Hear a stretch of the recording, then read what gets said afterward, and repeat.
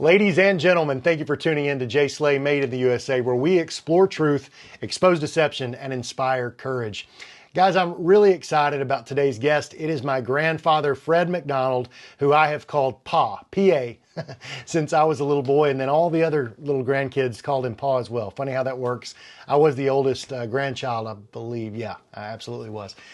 But anyhow, I am excited that Fred is going to be on the show today because he has decades of experience really watching culture, watching politics since he was born in 1939 and watching this country shift and change and move. And one thing I really love about Pa is that he's always been a guy that digs a little bit deeper. He's an avid reader and he's a Christian, and he's always been interested in knowing what's really the truth, maybe going on behind the scenes. And he's been willing to shift his viewpoints with time. So I've got a broad range of questions to ask him today. And I'm excited about you guys watching us on this very special Christmas show with my grandfather, Fred McDonald. Let's get it started. Paul, thank you for coming on. Thank you, Jeremy.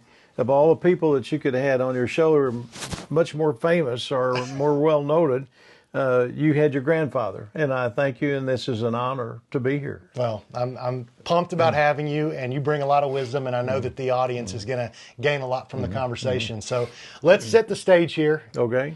So tell us about your early life, your upbringing. You know, I've spent a lot of time at the farm in Newburgh way back in the day, and there's a lot of history there. Oh, yeah. And you've even written a book recently on that, so we're going to get into some of that. But give us the lay of the land of your, you know, when were you born, and what did life look like? Sure. Well, let's go way back. My great-grandfather bought the farm in southern Indiana in 1876. Wow. And I grew up there. I was born in 1939. My grandfather died in the spring of 1939. I was born in October of 1939. And that left a real gap on who was going to manage a farm, which was labor intensive back then. So I grew up in that era just shortly after the Depression, all during World War II. And we had family issues in that my mother divorced when I was 5 years old, and we went back and lived on the farm. So that's what I knew as a child growing up, and I always referred to it as an innocent age because the 50s, the late 40s, early 50s was very innocent to young people growing up. It's not like today. We had no TV, we had no cell phones. We had neighbors that were maybe a quarter of a mile away. Yeah. So you're somewhat isolated, but if you needed help, anybody that was your friend or neighbor would come and help. Yeah. So that's the kind of atmosphere I grew up in. And you said your mom got divorced. I think people in our family are always interested in hearing about, you know, your real dad and some of that. Do you mind sharing a little bit about what happened there? Sure. My father actually was sent to live with an aunt and an uncle in Newburgh when he was about 9 years old. Okay. My grandfather, his father, died suddenly of a heart attack, and they had a bakery in Hazard, Kentucky. The mom, my grandmother, she had no way to support the family. She farmed them out, and that's kind of the way you did then. You would send them with relatives so that they'd have something to eat and wear. Yeah.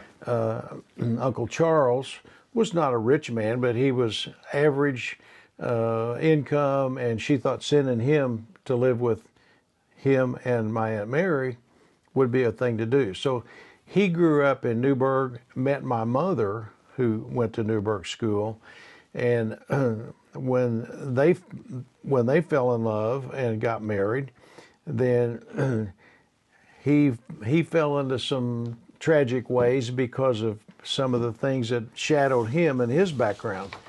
One of them, he felt like his mother had abandoned him by sending him away. Okay. So he was living with an aunt and uncle and had those things going on in his mind. When he fell in with some drinking buddies, he became an alcoholic. Okay. And my mother put up with that for until I was about 5, and he left for the last time after we had lived in about 20 states, changing jobs, and she got the divorce, and then he disappeared. Then for about 20 years out of my life, I never saw him. Wow. Mm-hmm. Yeah. So but that's why we went back to the farm, and my mom was very successful in her career in that she worked her way all the way up to become secretary for the vice president of Meade Johnson and Company, which became Bristol Myers. So she was a very stable person, and the other stable person in my life was my grandmother, and who lived to be. My grandmother lived to be 106. Unbelievable. And my I mom, remember her from up until I was 7 or 8. I think. Your folks came to her funeral. I remember that. And my mom lived to be 100.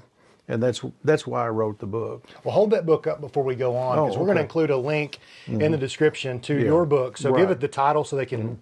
Yes, it's the Legacy of Two Centenarians, and it's a tribute to my mom and my grandmother, who probably lived and saw more changes in the United States than maybe even I did. Mm-hmm.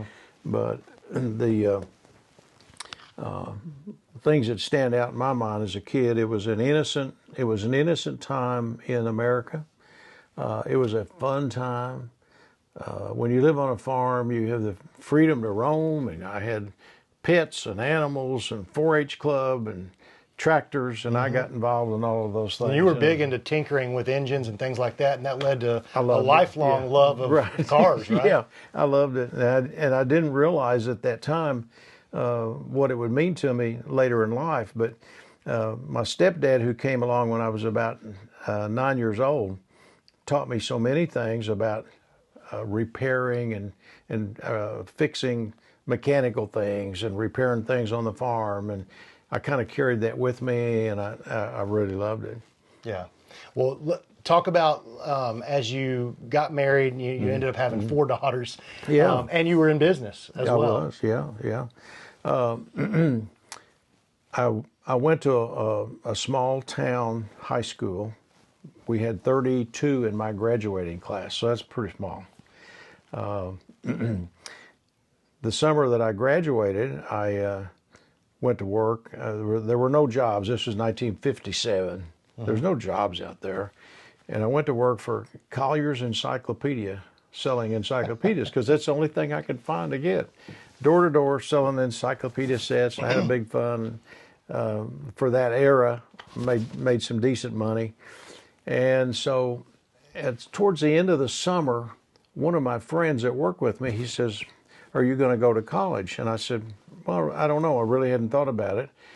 And in 1957, you weren't compelled to go to college like you are today. And he says, "Why don't you come down to Murray?" He said, "I go to Murray State." And he said, "I think you'd like it." And he said, "It's affordable." So I went home and I talked to my folks, and I said, "Bill is encouraging me to go to college at Murray." I said, "What do y'all think?" They said, "Well, if you want to do it, we'll help you." So I left in my car and drove to Murray, which is a little over 100 miles. And I went into the registration office, and my friend Bill accompanied me, and he said, "Just go through this line and sign up." So I signed up for college without a pre-application or anything. I went down the line, signed up for my topics, my subjects. He found me a little hallway rental in an adjoining house that some of his buddies rented. And so there I was. I was in college, fall of 1957. And that spring of 58, I was attending class with a young lady, and I was circling one of the local drive-ins with some buddies. You know how you'll get in a car and drive around, and there's this girl. Her name was Sonia, and she's waving. And, I said, "Hey, Sonia." She said, "I want you to meet somebody." Well, lo and behold, in her car was a young lady named Kay, and introduced me to Kay. And I honestly think it was one of those things was meant to be. our first date was towards Kentucky Lake. We went out to the lake and looked at the view, and it was an awesome experience. And coincidentally, we're building this lake house about 5 miles from where my first date was. Full circle. With Full Circle. Anyway, I think it was love at first sight, and Kay is an amazing person. And we talk about all the time and thank the Lord that God put us together, because she's one of those people who has a lot of grace and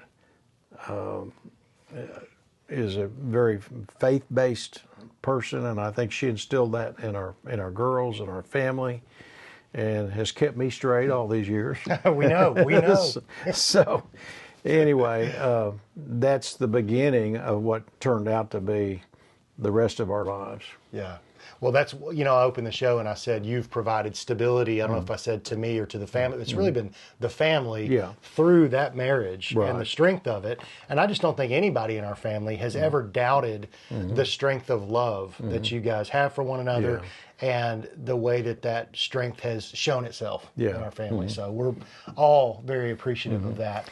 If I could give just a brief testimony. Yes, please. When I was a kid, we belonged to a little church in Newburgh, Indiana. That was the old German evangelical church. And would it have been a denomination of any kind? Yeah, they called it Evangelical and Reformed. Okay. I mean, it was an old German church, and it was all in that area, a lot of those churches. And I went through actually something they called confirmation, studied the catechism, and I knew the Bible because they taught us. And then we went before the church, and we're basically accepted as members. But when I married Kay, her and her family had something that I didn't have. And I couldn't figure it out. I thought, what's different here? And so over a period of months and so forth, I kept trying to discover what is the difference in their faith and my faith. We believe the same thing. Couldn't figure it out. And finally, we got married, and in the spring of '59, we went down to a little church we were belonging to in Evansville, and had a appointment with the pastor. And so he took me through the steps to accept Christ, which, even though I had catechism and knew the Bible, I never knew what it was to bring Jesus into your heart. I just didn't understand that. It suddenly became clear, and I accepted Christ as my Savior. It was like a big weight lifted off of me. And from that point on, then Kay and I were walking down the road side by side in our faith. Yeah. So that, I think that's been something that has stuck with me all these years and made such a difference in my life, because I don't know what direction I would have taken. I mean, who knows? I might have started drinking like my father did, Yeah. Well, you've got an inquisitive mind. You're someone that I'd say wants to look beneath the hood to figure out how the engine works. Oh, yeah, right. I'm the same way. Now, even though I accepted Christ at an early age and understood what that meant about accepting Jesus into my heart, because I'm willing to hear because a lot of people, they do that, or they become something else, and they just don't want to hear anything else. So I've gone through bouts in my life of doubting the faith, of doubting is it really real? The cross and the resurrection, and for my sins, that kind of, certain times it makes total sense. Other times, like, that's a weird way to do it. Yeah. So I have battled doubt in my life. I just wondered, and I'll amend that by saying, when I've faced the doubts honestly and done the work and the research and gotten in the Bible and read books that helped me understand even my own questions, my faith actually came out stronger on the back end. Yeah. Because it's like, maybe for a little while I was confused about something, but digging in deeper, it made the foundation, what I believe, more solid. Have you done that at all? Yes. And in fact, I think all of us have gone through periods of doubt. Especially when you're going through hard times, you think, Lord, why is this going on? What's happening to me? But the more you dig and study what the Bible says, the more foundational and the more assurance I think you get. Let's talk about the business side. I'll never forget as a kid, you told me a story that I totally missed what you were saying. And I got to bring this up because it's hilarious. No. So you owned a restaurant called Roberto's, right? And right. It was a business. Everybody knew it in town. And Yep, yep. what city was it in? Paducah? Paducah. Okay. Which where I was born. Yeah. But at the same time, you had a cash register business, right? And I was always curious, how did this great restaurant come to an end? And, I didn't know about the cash register business. You assumed that I did. Here I'm probably 12 years old, Right. and I'm asking you about Roberto's, this Italian, pizza place or Right. whatever. And you said, well, here's the way it went down. You said, my business partner, he took the restaurant. So I'm thinking, okay, he got the business. And you said, and I took the cash register. And I was like, you got a raw deal, man. Like, good Lord. I mean, have a little more business savvy here. Right, yeah. Not knowing that it was a cash register business. I just thought, man, maybe that one register was loaded up with cash. Hey, that's a great story. If I can digress just a little bit. Yeah, please. When I got out of college and Kay and I moved to Newburgh, we actually worked for a manufacturing company for about a year. And so I got that out of my blood. I took a job with Lever Brothers, and I took a national sales position. They moved me to Indianapolis. So I've had a little bit of, marketing experience and all that. I came back to Paducah because we wanted to both be near our parents. Paducah is sort of halfway between her mom and dad and my dad. So anyway, being in Indianapolis was so far away from everybody. So it wasn't necessarily the career, it was just being near family. So we came back to Paducah. I worked for Blue Cross Blue Shield as a group representative. My customers were the business people in that area. And as you go to church, you meet people.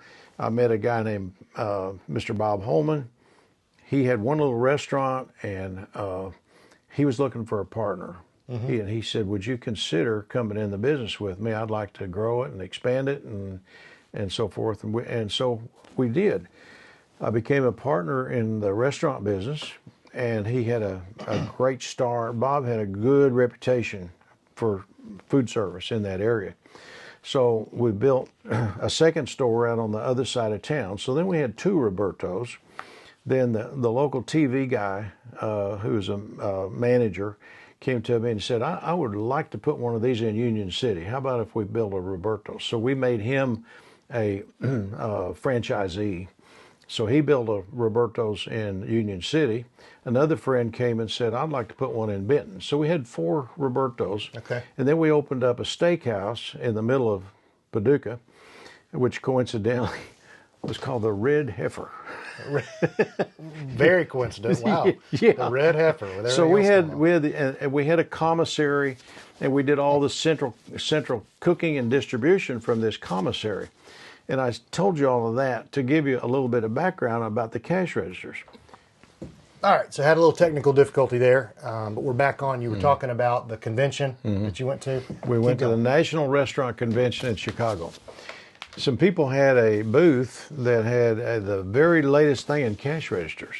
Now, the restaurant business in that day and time didn't have a tracking system for how many sandwiches you sold, how many drinks you sold, or anything. It was so much money, and that was it. At the end of the day, you knew how much money you took, but you didn't know what you sold. Right. They had a tracking system for that. I thought, man, this is great. Bob said, you want to get one? So we asked them. They said, well, we're not ready to sell yet. We're not ready to go on the market. It's new. We're finding out what the people think about it. I said, well, let us know when you're ready. About 3 months, we get a call. We think we're ready. Would you like to try one of the cash registers? Sure. Had one shipped in. We thought it was better than sliced bread, man. We knew how many sandwiches we sold in the day, how many French fries, how many pizzas, everything. Had a built-in calculator? Oh, yeah. Right? It was wonderful. So we bought another one because we had a couple of stores. And they said, you guys have any interest in being a distributor? And I said, well, we might.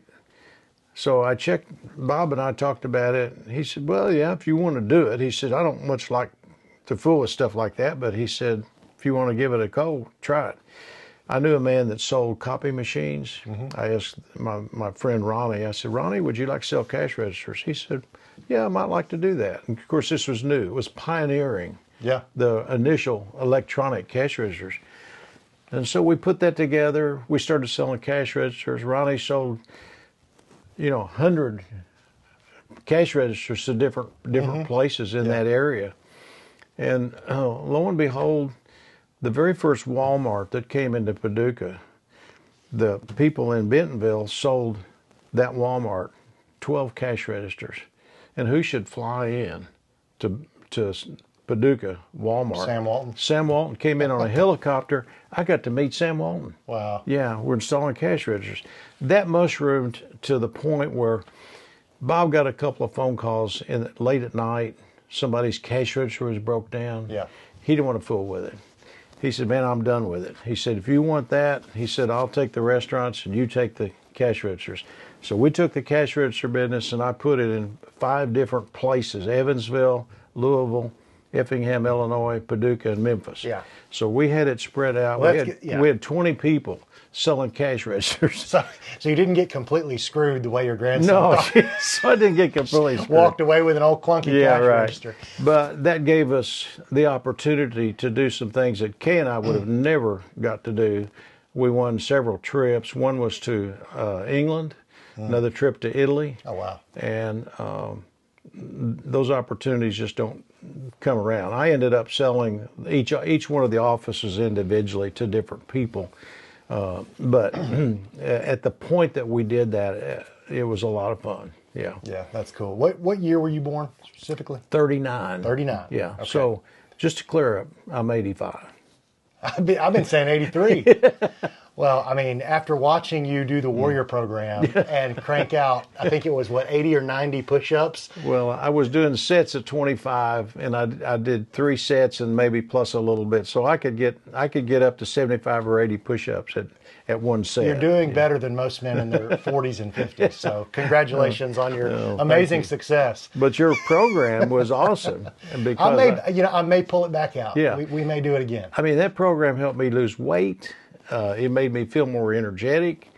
I felt better last year than I do right today, but that's another problem. Yeah, well, it was fun too. I like the camaraderie of all that. Yeah. Just for some reason, and maybe you give me some advice right here on the show. Sometimes you put your heart into something and you really, I thought that I was doing everything I could and it just didn't grow, and then all of a sudden it just, nobody signed up. Right. And it was right after the most successful session where I had I think you were in that with 25 guys total. Right. So it was moving, and then just nothing. Yeah. And I just took that as kind of a sign after, really putting in a lot of effort. Maybe I take some time off. Maybe I take a year. Yeah. Well, I saw that as maybe a subscription service that people could subscribe to with a recording and a video. I think that's a possible way to market it anyway. Yeah. Well, we'll talk more about that offline.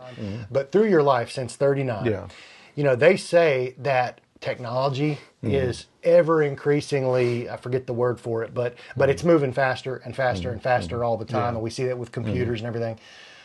What do you think of all the decades, not just about technology, but where have you seen in this country at least, which decade did you see the biggest shifts? The most movement in any direction. Yeah, the most movement that I think that I recognized was that era between 65 and maybe 75. Okay. The Vietnam War had a lot of effect on people. Yep.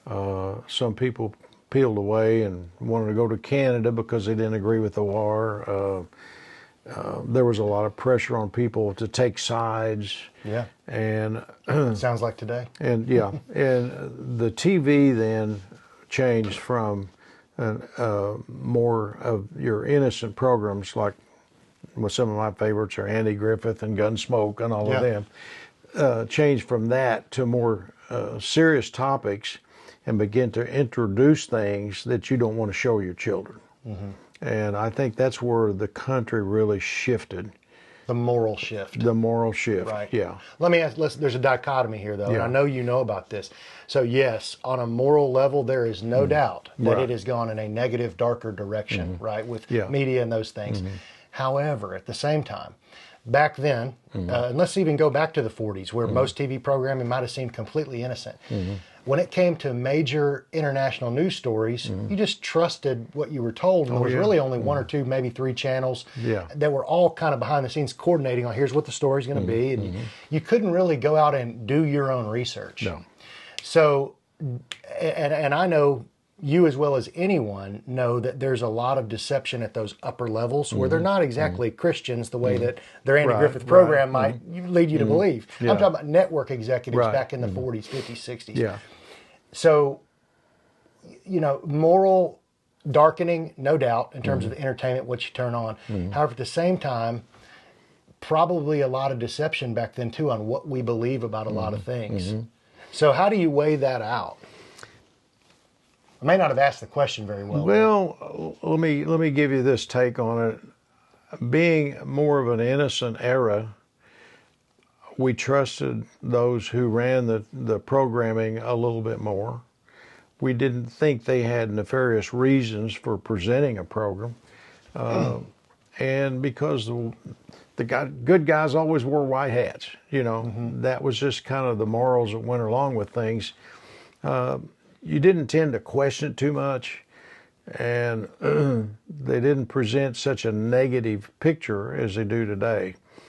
And I think if you look at the statistics, America has went from 75% being a Christian nation, maybe all the way down to 40.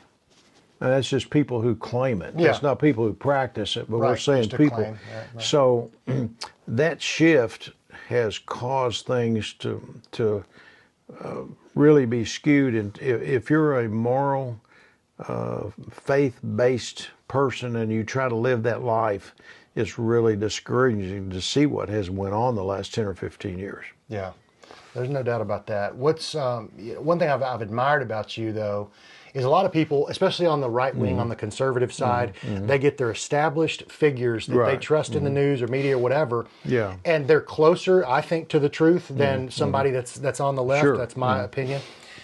However, there is also deception on the right, if we want to call it that, but people are not willing to actually like budge on who they trust. So there's like one deception that's just ridiculous. Then you've got another that's a little bit skewed, a little off. But you've been willing, I think, to continue to unpack things and dig a little deeper and find out, you know, maybe what I believed about this or that thing that's out there that you don't have access to isn't what we're being told from either side. Jeremy, I have made it a practice all my life to do a lot of reading, and I think the topics that I have read about have led me to question certain things a little bit more, maybe than the normal. So when we get a particular subject that is brought up in the media, sometimes it just doesn't feel right, and you don't know why, but you say, how could that be? And I think that's led me to be more of an open-minded person about researching topics to see if they're really true or not. And I mean, you can touch on it if you want to, but I got two or three things that in my life experience is not, doesn't hold water. Yeah, I don't know why. Well, let's dig into one. You know, Candace Owens just did a show with a guy who's been researching the moon landing for his whole life, and he's gotten punched in the face by Buzz Aldrin because he's like, you place your hand on the Bible and say you went to the moon, and Buzz, rather than laughing it off or doing it, punched him in the face. And it's kind of like, you know, a sword that has no point doesn't injure anybody. So there must have been a point on that sword for him to want to do that. You know, it's just not a normal reaction. That was a biggie. You know, I forget the exact year. I think it was 1969. So 60. That's in your period of 65 to 75. Oh yeah. The thing that happened then, we got up in the middle of the night with your mom and her sisters to all watch the moon landing. I mean, it was a big deal. And so, for the most part, I think everybody really believed it. We celebrated as a nation.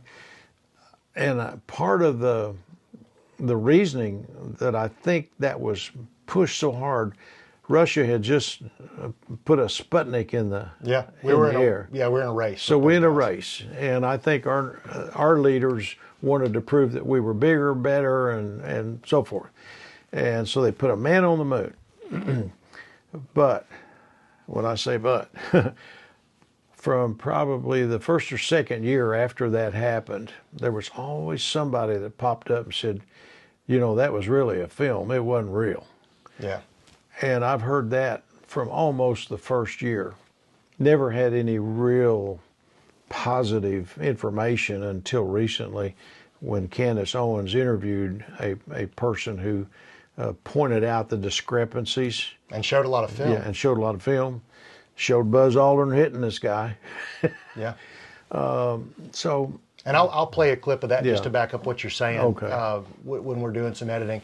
So you said 2 or 3. So that's one, and I take it that you have, just so we're clear, do you have more doubt than you do belief in the moon, the actual landing? In the moonshot? Moon landing, yeah. Yeah. You can call it a moonshot if you want. Yeah, right.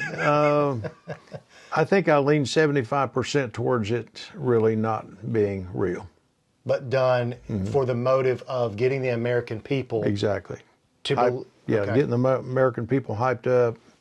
And had to be great for Nixon's presidency too at the time, before all the other stuff went down. So anyway, that's where I stand. And I always say, and no matter what my opinion is, I could be wrong. Yeah. But I lean that way. Yeah. Yeah. Well, what are some others? You know, I could go through my list of ones that I have big doubts about. But you start. Well, the Kennedy assassination. That's you know.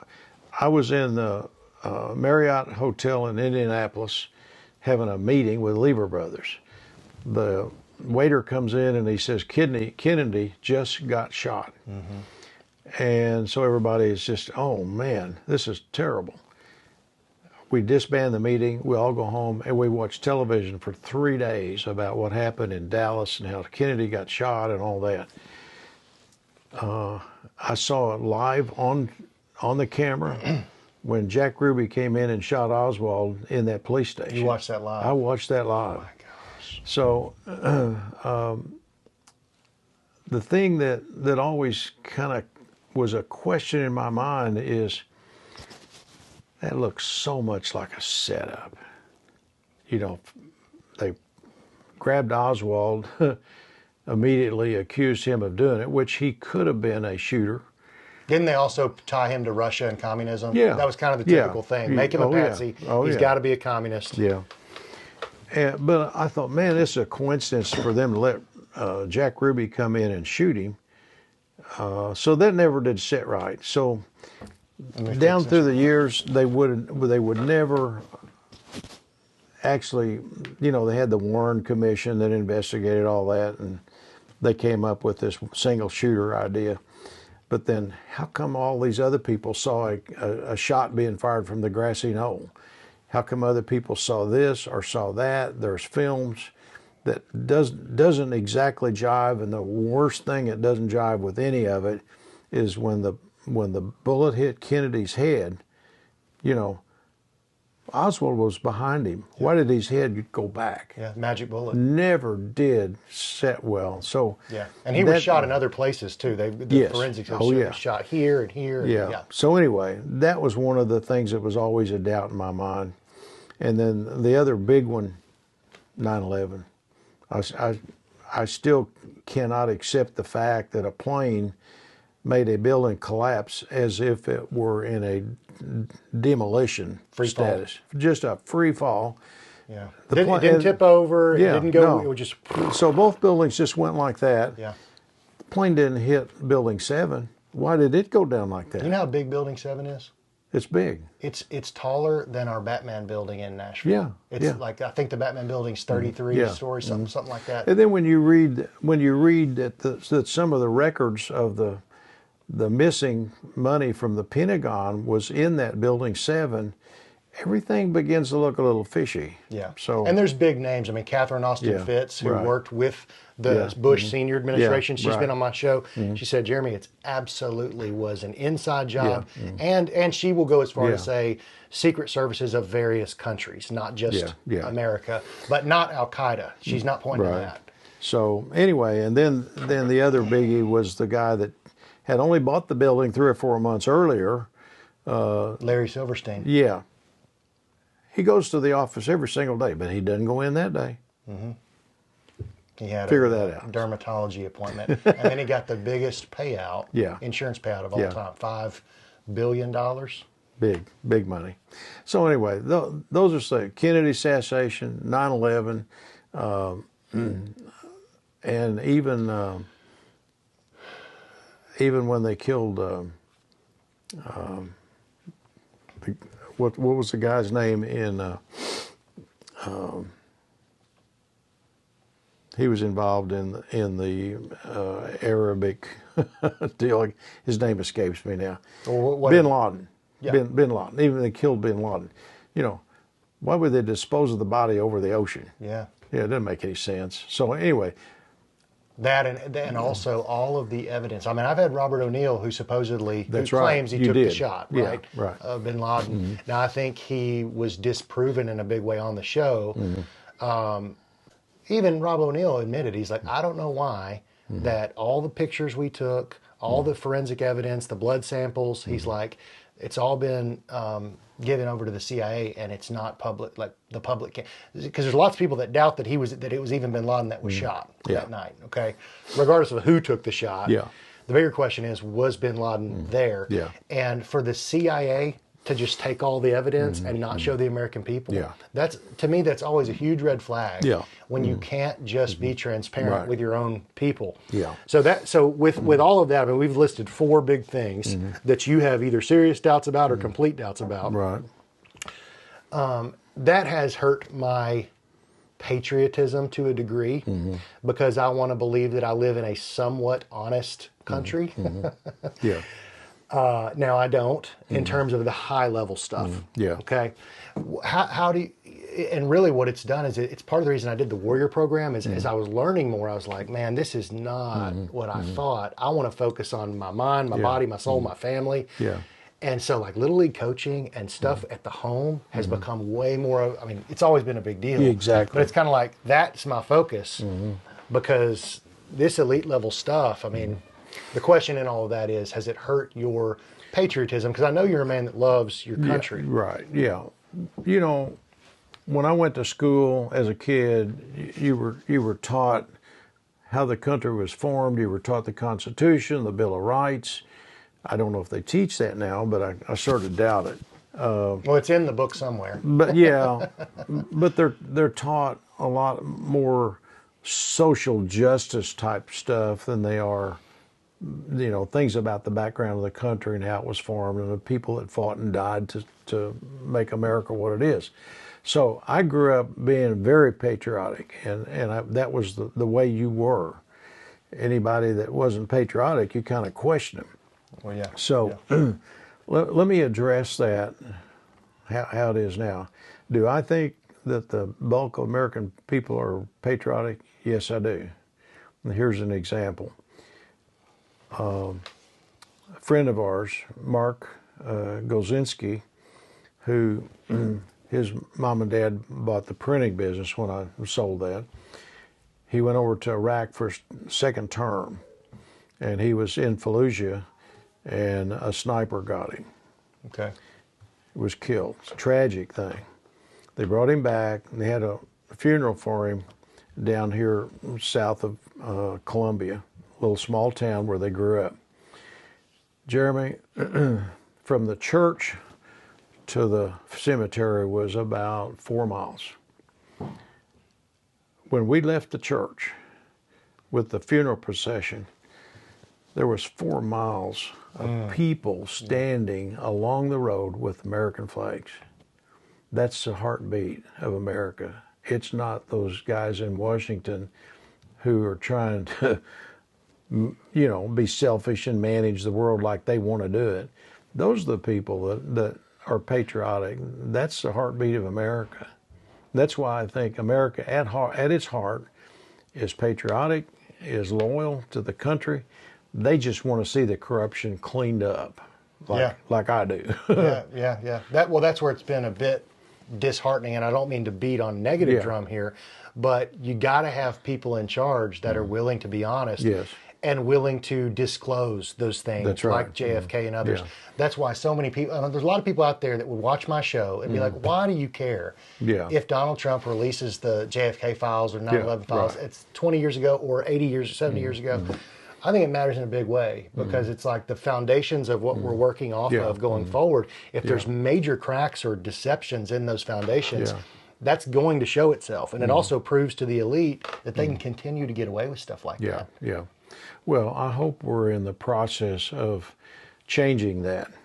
And over my lifetime, I've seen America go through cycles, and they'll get so far to the right, then the next election it'll jerk them back to the middle again, and then they get so far to the left, then they come back again. I think what just happened in our election is that people were so tired of going so far left, we're coming back to the middle.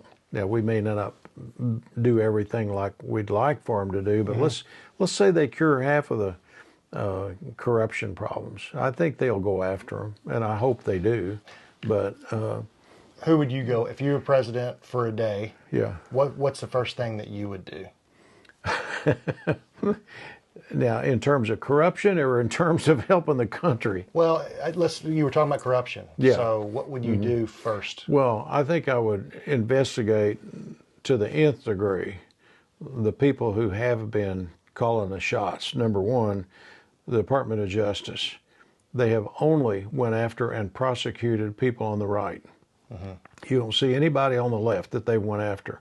They've broken into people's homes and with their squads at night and scared the fire out of families just to persecute somebody that they didn't agree with. Yeah. You've seen that happen. Well, they did. James O'Keefe was another one they did. That's right. With, Yeah. Because he was exposing some things. Yeah. So anyway, they've done these things to all these people that are basically conservative people. That's the first thing I'd do is clean up the Department of Justice. Second thing I'd clean up is the Department of Education, because they are so corrupt in that they're corrupting our children. I think the things that the subjects and the topics they're pushing have to do with social justice and wokeism and nothing to do with learning reading, writing, and arithmetic. You got to change that.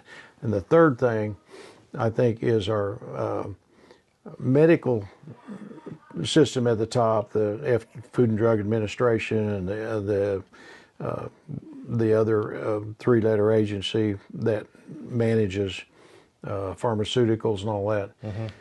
I think they're all tied in with the pharmaceutical companies, and we're being managed from a top-down part there. And if a doctor disagrees with the treatment, he loses his license. That's right. Yeah, especially through COVID, when there is a massive global plot or plan to do all the things they wanted to do. There were some very brave doctors that did sign that Barrington Declaration, but many of them lost their license. That's right. So there's a cost. Yeah. So anyway, there's a thought. What about, Ron Paul's a guy, I think growing up, I'd hear his name, but we kind of, and I say we being maybe my little mom, dad, and it's like he wasn't taken serious. But now looking back, it's like this man was saying things that nobody on either side wanted to hear, but I think he was right. Yeah. I mean, he was not just talking about correcting the FBI. He's like, we didn't even have an FBI until like 1913. Yeah. We didn't have a Federal Reserve making, fake money basically until that same time. We need to get rid of the CIA, disband them entirely. Right. And the CIA comes up, whether you're talking moon landing or JFK, they're always in the conversation. Yeah, they're always there. So, I didn't hear you mention CIA though. Well, I meant to. They're at the top of the list. Read a book recently by Kash Patel, and it's Government Gangsters. If anybody in your audience would pick up that book, you'd find out what he knows. Kash Patel knows where the bodies are buried. One of the best choices Trump has made so far. I sure hope you're right. Yeah. Yeah. I like Cash. Yeah. I just hope that they follow through. Just like I told you over lunch with Trump. He can say all the right things right now. But at the end of the day, when push comes to shove, will he do those things? Yeah. So, well, all I've got to go by with him is the last term that he served. He spent most of his time fighting the people that were accusing him of things in a false way, everything from Russian collusion. Do you, real quick on that, do you think, though, that the mainstream media, their push for Russian collusion, Russia for 3 years, it's all we heard. And they tried to impeach him twice and all this craziness. In a sense, they kind of, I think, helped the American psyche realize how corrupt the mainstream media is. Because even now, mainstream pundits on the left they don't make fun of themselves, but they try to claim that they weren't part of the Russian collusion narrative. But they'll claim, I heard the other day, who was it? It was one of the CNN anchors saying, like, one thing the mainstream media did was they claimed Russia for 3 years, and it wasn't even true. And it's like, you are the mainstream media. Yeah, right. What are you talking about? You're part of the problem. So anyway, I hope that a lot of that gets corrected. I really do. Me too. I'm going to go back to my list here. That's okay. So what do you think, what do you hope younger generations will learn from yours? Oh, man. It doesn't have to be your exact generation. But. Yeah. What they would learn from my generation, it's a difficult thing to answer because I'm kind of cautious there about making a statement of what they might learn. If the teachers were allowed to go back and teach history as it really happened and teach the reasons America was founded and why it turned out to be the most successful country in history, if they'll go back and teach those principles, I think our nation would begin to turn around. Kids are taught today to hate their country in a lot of schools. You look at the colleges and the disruption. Man, I love Mike Rowe. He's talking about why would you go $200,000 in debt and not be able to pay it off with a college education when you can go to a trade school and make six figures and not have any debt. Well, a lot of people are thinking that now, and I like that. One quick thing I'll say on my own alma mater, Georgia Tech. I mean, with my own kids, I don't know that I want them to go to college. And only a few years ago, I would have never thought I'd say that. You know, but now I'm like, this so ridiculous what they're doing. I mean, at Georgia Tech, only 2 years ago, at the NCAA swimming championships, they let a male athlete jump in with all the females. He was fully undressing in the locker rooms with them. You know, I talked to what's her name that's now on Riley Gaines. Riley raced Gaines. against him. And she's like, we fully saw him nude in the locker room, walking around. And to me, like, there's a lot of people to blame there. Everybody from the NCAA to Georgia Tech to the parents of these swimmers that let that happen. I wouldn't even let them jump in the pool at all. The other thing Georgia Tech did was they gave Anthony Fauci an honorary degree for his service through COVID. Oh, really? Yeah. Wow. So would I send my kid to Tech for that reason alone? No. I mean, isn't that crazy? Oh, boy. You mentioned Georgia Tech. Do you care if I digress a little bit and tell some stories? Go ahead. Okay. One of the highlights of our lives was watching you play baseball. And you correct me if I've got the statistics wrong, but one of the highlights of this grandfather's life was when you were a sophomore in high school. You guys went to the state tournament, which was this old stadium down in Chattanooga. Lookouts. Old Lookout Stadium, Shoeless Joe Jackson played there. Babe Ruth played there. And here we were getting to watch, you know, our favorite little high school team and my grandson play ball. And it was down to the last inning. Your school, Oakland, was like a point behind. but the bases got loaded, and you hit a grand slam and knocked that ball out of the park and won the state championship. Now, if you want to see a grandpa go crazy, you couldn't see me, but in the stands, man, I was hooping it up. Yeah. So that was a real highlight. But then when you got recruited by Georgia Tech, Kay and I would go to Woodstock, stay overnight. We'd see the baseball game on Saturday afternoon. We'd see the baseball game Sunday afternoon. Mm-hmm. Sunday morning, we went to Woodstock Baptist Church and saw Johnny Hunt preach. Yeah. So, I mean, we had some great times because of what you were doing and your baseball career.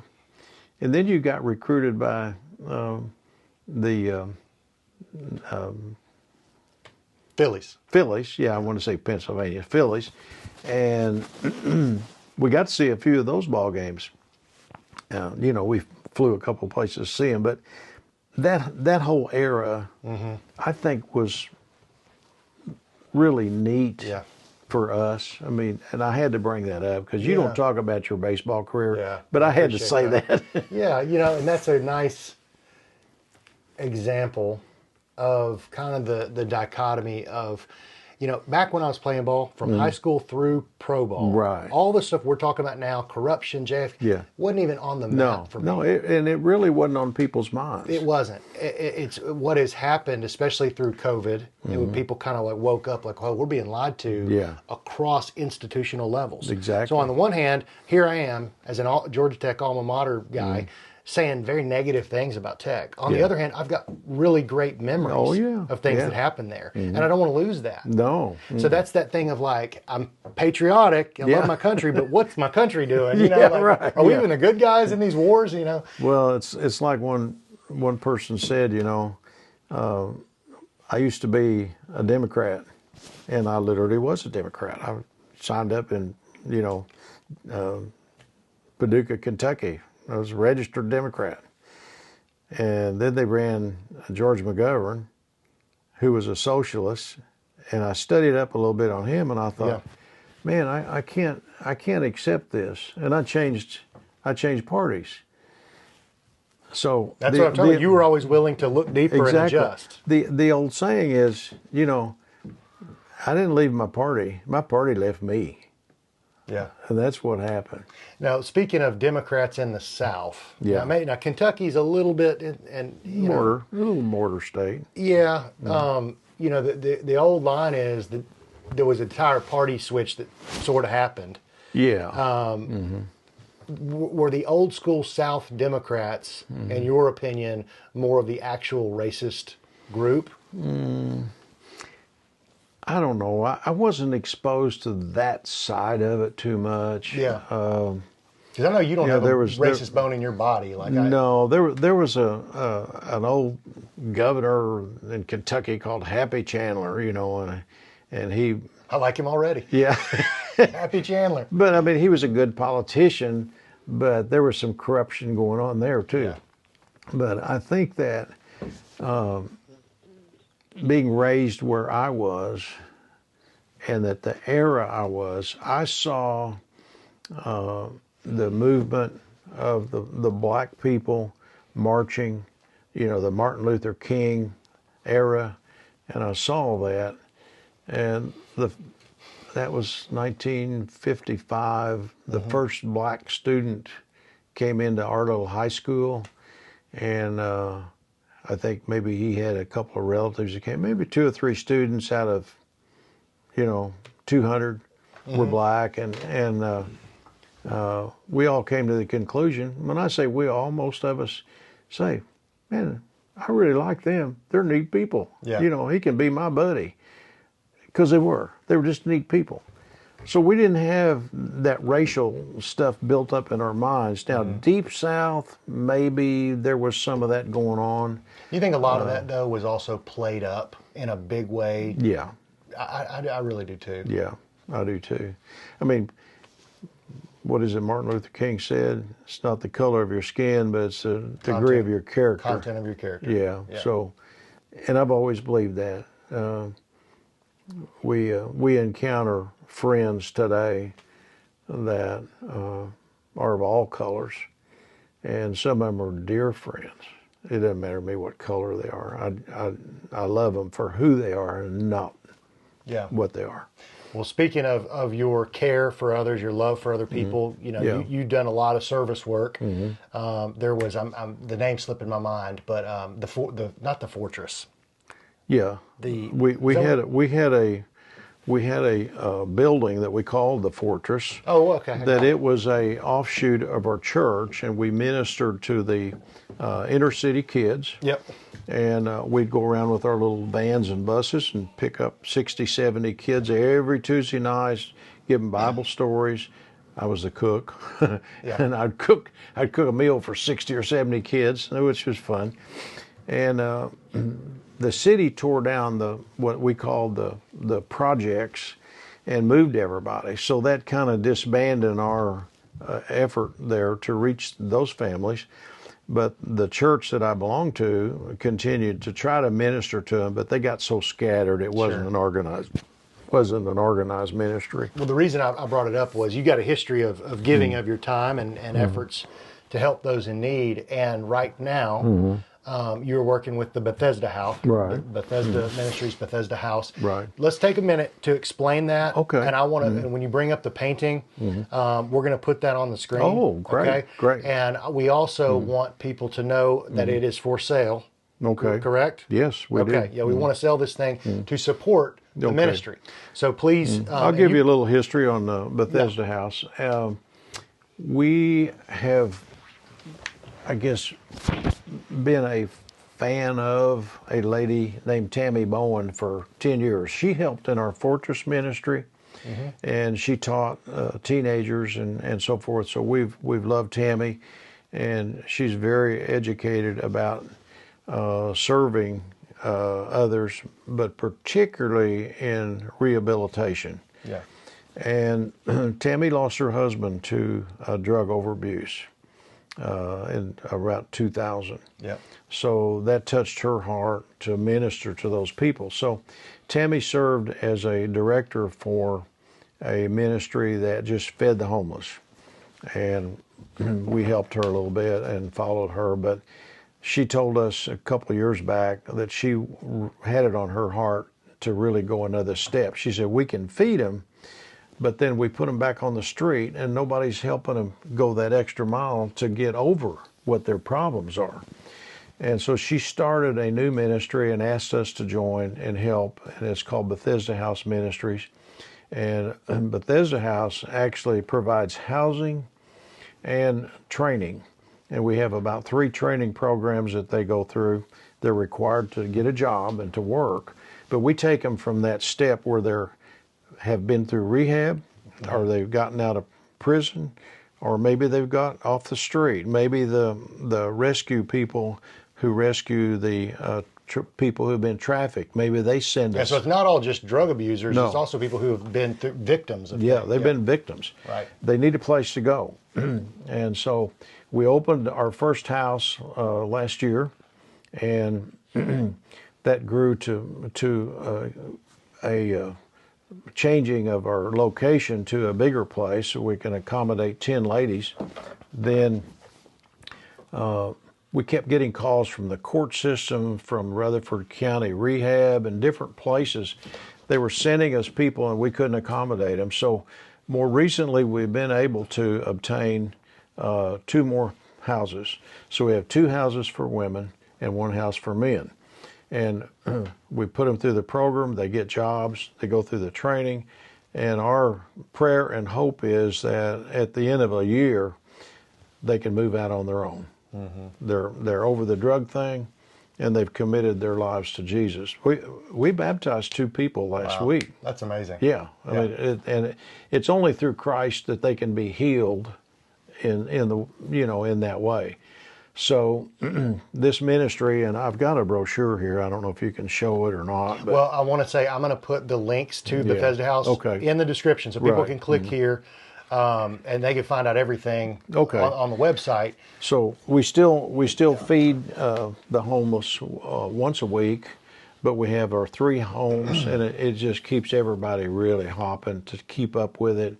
And there's always issues that you have to personally help one or two of the individuals. They, some of them have a relapse or what have you. But anyway, our need is always contributions. A lady found out about our need, and she said, I don't have a lot of money, but I got something that's pretty valuable. And she donated this painting, and we only picked it up yesterday. This is something that is brand new. Nobody even knows about it. Just so you know, for the viewers, it's on the screen right now. It's on the screen. Okay. Yeah. And this lady is a Christian artist, and that's the only kind of thing she paints. She has recently done some work for the Mar-a-Lago, and I think Trump has hired her to do some things. But I want to look her name up because we have, at this point, have not really figured out how we're going to raise funds from this. But her name is Vanessa Horabuna, and she's an amazing artist. If you look up some of her work, well, just that painting alone is and that's fantastic. That's a 4 foot by 4 foot painting, and maybe somebody will come up with an idea of how we could use that to raise funds for Bethesda House. Maybe there's a donor out there that would love to own it. You know. What I'm hoping is, when this show goes out, Yeah. that we can already have it available for sale, Right. And I can have the link to that sale, Yeah. on the description. That would be awesome. We'll handle that after we get done. Okay, talking. but anyway, that Bethesda House is on our hearts, and it's a ministry like no other that I've ever been involved in. Now we still have our church ministry, Yeah. but this is completely different. Kay and I never ever thought we'd be involved in anything like this. We're the kind of folks that go to church on Sunday and lead a clean life, and just get your hands dirty. Yeah. It's a beautiful thing, and I've had Tammy on my show. Yeah, that's to, right. To you explain did. how she helped a young girl that was Yeah. really receiving persecution that she should not have been receiving from the public school system. That's right. Yeah. So it was good to get the word out on that. Yeah. Let's talk about Christmas for a minute. Oh, okay. So, you were born in '39, so you've seen your share of Christmases. I have. One, how has it changed for you going from, you don't have to walk through all of it, No, but that's from fine. early adulthood with daughters and the way our nation's changed all that to Christmas today in America? I know it's a broad question. Yeah. But what are the big changes you've seen, and what are your hopes for Christmas? When I was a little boy, not just us, but nobody had a lot of money. We'd get maybe an orange and an apple and some candy in a sock, and maybe one or two gifts, maybe a belt, set of handkerchiefs, a couple of socks. If nobody spent the kind of money. Well, let me ask you a question That's on laying the stage for what Yes. it was like when I was a kid. So when you were a kid, Yeah. and because that just sounds very small, very humble, right? Yeah, very but small, was very Christmas something that was still heavily marketed, where you go make a Christmas list as a kid, and you go to the mall, and was that stuff happening? Well, we didn't have a mall. That's what. That's number one. We had no malls. And when I was a kid, we had no TVs. TVs didn't really come into existence strong until the 50s. Yeah. Okay. So you're not seeing Christmas advertising. No.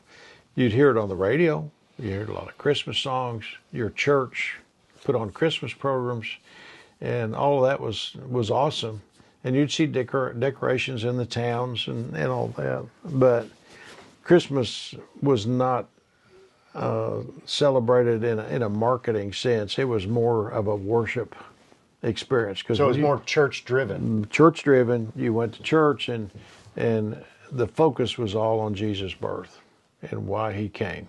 That was it. Over the years, it changed and changed and changed to the point where it seemed to be more market driven. And then even in more recent years, now I'm talking about maybe 10 or so years ago, you begin to see pushback from people who didn't like Christians. You can't put Christmas on your Christmas cards, Merry Christmas. You got to say Happy Holidays. Yeah, you see that a lot all with kind workers of- in stores. They Yeah. will rarely say Merry Christmas. Yeah. So Yeah. you saw all that happen. And it's, I think people like you and I, we try to keep our focus on the right things. But some people just get carried away. They could, spend thousands of dollars on gifts when they don't have to. Yeah. You know. Yeah. Well, it's interesting. Go to Home Depot or Lowe's, and it's about Halloween. They'll start putting out Christmas stuff and big stuff. Yeah. It's crazy. crazy. I know it. Yeah. So what are your hopes then for Christmas with family and then nationally? Yeah. I hope that our family, which includes you and Sarah and the boys and all of the extended family. Which, how many grandkids now? Yeah. My hope is that they'll all keep the focus on what the real reason is and not so much on the gifts. We love to give gifts. I mean, you want to see your little guys get excited and have a lot of fun. But when Kay and I were a young couple with stair-step daughters, let's say 4, 6, 8, and 10 or what, every Christmas Eve we'd sit down and read the Bible as the birth of Jesus. That's just something we did. I don't know if families do that today or we not. do. I think most Christian families are because it doesn't take long. No. To read the Christmas. Let me fix this. Yeah. Right. Yeah. So anyway, that's my hope. I hope, or my prayer is that churches, and particularly the pastors who lead churches, will take a more active role in truthfulness and the true purpose of worship, and not try to be a Broadway production. Yeah, has that been shocking to you, seeing the rise of the mega church model? Because that's really 2-3 decades. There's always been big churches here and there in a big city. Well, when you were going to Georgia Tech and we were going to see the baseball games and we were going to Woodstock Baptist Church, that was a big church. That's a big church. That was 3,000 or 4,000 people. Yep. But they kept it on a level that you thought, man, I've been to a worship service. Yeah, I remember going there a few times. It didn't feel like a big show. No, it didn't. Not at all. And the preacher stayed on the topic. Bob Norman, that used to pastor a little church here in Franklin, always used to say, keep the main thing the main thing. Simple but effective. Yeah, right. Yeah. So where do you go right now? The church. We attend a small church. I'll call it a startup church called Mission Point Baptist Church in Murfreesboro. Great bunch of people. And it's small enough we almost know everybody. We're talking about average service 50, 60 people. Yeah. But they're mission oriented. Yeah. They help support Bethesda House. They help support Dominican Republic missions and all of those things. We felt led to go to that church as opposed to a big church. Our church, Calvary, that we used to go to, went from 300 to over 1,000 within a matter of 2 years. Yeah. Which, I think when churches grow at that rate, it can be due to just great preaching. It can be due to good things. Yeah. But you can also lose stuff along the way. I mean, I really enjoy right now the small group Bible studies where you're really connecting with people that are, in your peer group or whatever. Right. But you really can dig into the Word and go deeper with people right in front of you. And again, I'm not criticizing big churches. Right. But I do think it's harder to connect. And I know that's why a lot of them have the life groups and other things like that. Well, we could let this go on forever. I want to give you the final word here, Paul. Okay. And then we'll do it again sometime. This is not the last time. Yeah, I do want to do this again. And we didn't cover a lot of topics. A couple of things that we didn't talk about is my entrepreneurial career, because I found out early in life that I would rather be in charge of my own destiny through business, and I've operated businesses for 40 years myself. rather than working for somebody. So I found my niche, and not necessarily the same business, because I've been in a lot of businesses, but I found that what I wanted to pass on to the family is a little bit of history, such as I mentioned the farm, 1876 and all that, and that's why I wrote the book, The Two Centenarians, and it gives all that history of my mom and my grandma, who was my rock all those years, and the lives they led. And my mom was unusual in that. We'll put the link to this as well. Oh, okay. Yeah. And the other book that I wrote was mainly to hopefully get my family to understand why I was so attached to cars and mechanical things. So I wrote Adventures with me and Henry in the Model T, and both of these are available on Amazon. We'll put both links in the description. There you go. Yeah. Well, Paul, it was a pleasure, and I know we didn't talk about a lot of things maybe we said we were going to, but I'll have you back on, and we'll cover some hot topics. That'd be great. Paul, Thank great you. having you. Love you. Yeah, love you, man.